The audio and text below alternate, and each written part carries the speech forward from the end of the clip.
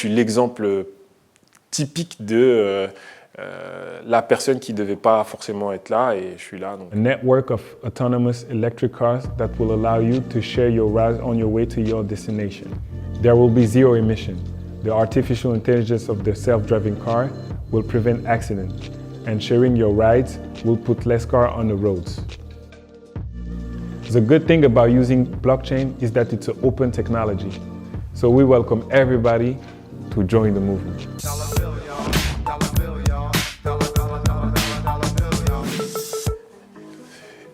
Bonjour, je m'appelle Bruno Mendes da Silva et aujourd'hui je vais faire une interview pour Upendo.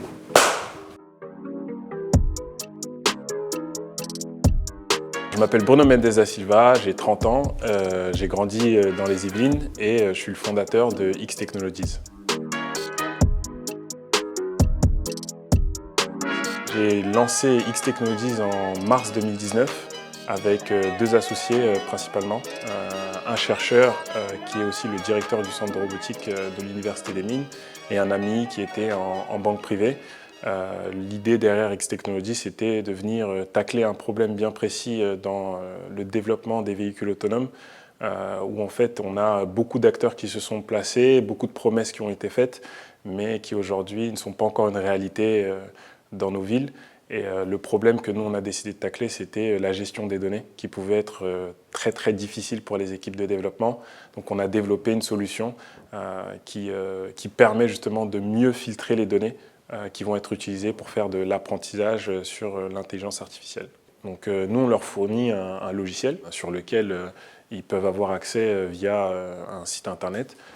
Ils vont rentrer leur véhicule, leur capteur. Nous, on fait un algorithme. Eux, ils vont rentrer les conditions de détection des situations et ensuite ils vont pouvoir rapatrier des données via le cloud de manière dynamique quand le véhicule y roule. Et ces données-là qu'ils ont rapatriées grâce aux conditions qu'ils ont faites avant vont permettre un meilleur apprentissage parce que ce sera un apprentissage ciblé et non plus on prend toutes les données et après on va voir ce qu'on fait avec. C'est beaucoup plus spécifique, ça permet aussi d'aller en production. Le but c'est pas de faire de la R&D pendant 50 ans, c'est qu'un jour ces véhicules-là arrivent sur la route et pour faire aller en production, ils vont avoir besoin justement d'avoir des données bien plus ciblées que avoir des données généralisées sur lesquelles en fait aujourd'hui ils récupèrent plus forcément de valeur ajoutée. Pour en venir à l'idée, il faudra remonter un peu plus loin. J'ai monté ma première boîte officiellement après mes études en 2013 qui s'appelait Green Luxcar. Et c'était suite à un voyage en Chine que j'avais fait dans le cadre d'un échange universitaire où j'avais été vraiment traumatisé par la pollution à Shanghai. Donc quand je suis rentré à Paris, je me suis dit il faut absolument faire quelque chose. Donc un peu naïvement, hein, mais j'étais jeune. Je me suis dit naïvement il faut que je fasse une solution ou une entreprise qui va aider on va dire, à baisser les émissions de CO2 ou la pollution. Et en fait, j'ai pensé à louer des voitures électriques. Donc, à l'époque, il n'y en avait pas énormément. Donc c'était un peu difficile. En fait, l'évidence que moi j'avais, parce que j'avais connu une forte pollution en Chine, c'est pas forcément ce que les Français à Paris ils avaient ici. Donc j'ai un peu galéré au début. Ensuite, j'ai eu de la chance, j'ai eu un peu d'investissement. Je suis parti aux États-Unis, j'ai confronté mon idée là-bas et je pense que j'avais touché du doigt quelque chose, mais le manque d'expérience a fait que je n'ai pas forcément concrétisé le potentiel que pouvait avoir cette boîte-là. Et en rentrant en France, j'ai discuté avec un constructeur automobile allemand qui me disait, voilà, nous on est intéressés par investir dans des boîtes qui font de l'électromobilité comme vous. Par contre, il y a un autre sujet qui nous intéresse beaucoup, c'est les voitures autonomes. Donc à ce moment-là, je me suis dit, ok, ils vont peut-être investir, ils vont peut-être pas investir, je sais pas. Mais par contre, ils parlaient beaucoup de véhicules autonomes et c'est là que ça m'a intéressé. Et quand j'ai fait mes recherches, j'ai vu qu'effectivement, il y avait un gros créneau qui était en train de se créer à ce niveau-là.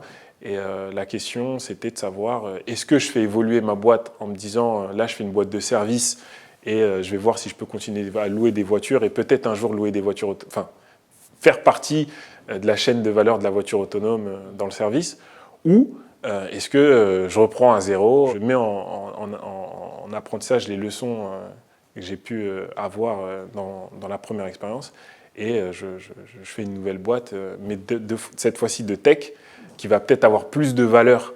Parce que à faire une boîte de service, c'est compliqué, hein, parce qu'une fois que les gens ils se disent qu'ils peuvent faire le même service que vous, il n'y a pas vraiment de différence.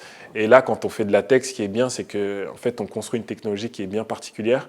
Et c'est difficile soit de la reproduire, soit de reprendre l'idée, parce que souvent elle est protégée. C'est vraiment l'évolution, en fait, on va dire, de ce que j'ai pu vivre avant dans la mobilité. Et j'étais plus sur la partie service.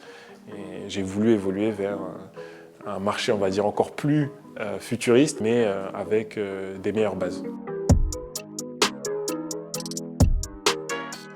On a beaucoup fait des partenariats pour développer la technologie pendant 1 an et demi. Donc, les premiers partenariats qu'on a fait, c'est avec NVIDIA. NVIDIA, c'est le leader mondial sur les processeurs graphiques, qui aujourd'hui est un acteur super engagé dans le véhicule autonome.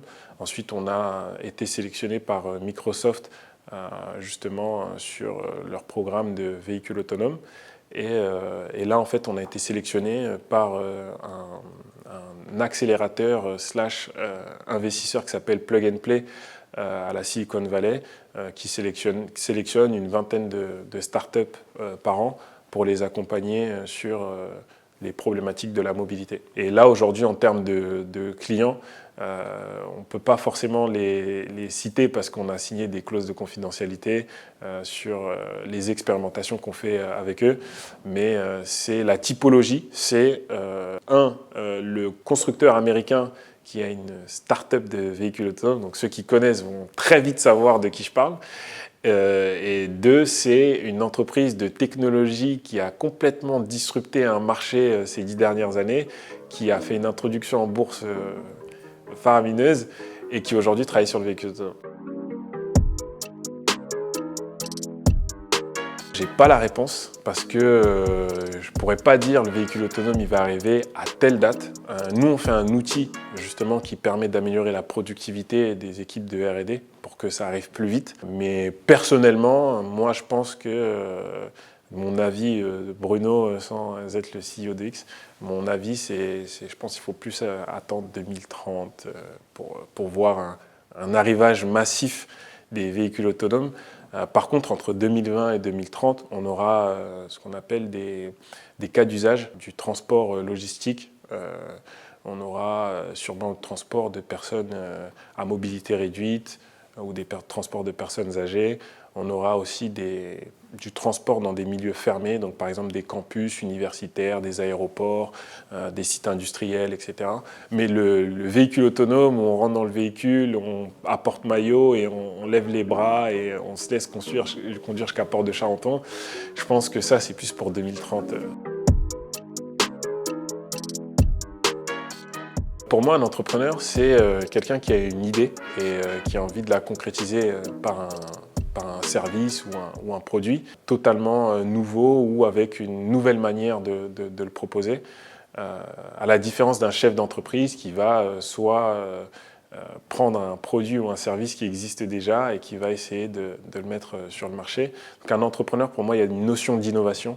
Et après, dans les valeurs de la personne qui veut être un entrepreneur, en fait, ses qualités, c'est de ne pas abandonner. Donc moi, c'est vraiment le conseil que je donne à toutes les personnes que je rencontre et qui veulent faire de l'entrepreneuriat ou qui en font depuis un moment. Moi, ça fait 8 ans aujourd'hui et je pense que c'est pas l'intelligence, c'est pas les idées, mais c'est simplement de ne pas abandonner. Parce que si j'avais abandonné quand il y a eu des difficultés, en fait, je ne serais pas là en face de vous. Donc pour moi, la notion la plus importante dans l'entrepreneuriat, c'est de ne pas abandonner. Il y aura toujours des problèmes. Même quand on lève 50 millions d'euros, en fait, on n'a pas moins de problèmes, on a des problèmes différents, on a plus de problèmes. Donc pour moi, c'est une question de ne pas abandonner son idée, pas abandonner ses équipes, pas abandonner ses convictions, ses valeurs, etc. Donc voilà. Impose ta chance, va vers ton risque, à te regarder, ils s'y habitueront. Voilà, c'est une phrase qui, moi, me caractérise beaucoup. parce que j'ai beaucoup imposé aujourd'hui ma chance à des moments de ma vie ou à des personnes ou dans des situations où j'avais pas forcément la faveur. J'ai pris des risques et aujourd'hui, je laisse les gens, on va dire, s'habituer à ça sans forcément y prêter attention. Je recommande souvent aux gens d'avancer autant qu'ils le peuvent, pas forcément regarder en arrière, prendre les conseils là où ils sont forcément bons, mais ne pas forcément céder aux remarques de tout le monde, de tu peux faire ci, tu peux pas faire ça. Moi, je suis l'exemple typique de la personne qui ne devait pas forcément être là et je suis là, donc c'est possible pour tout le monde on va dire, de réaliser ce qu'ils ont en tête.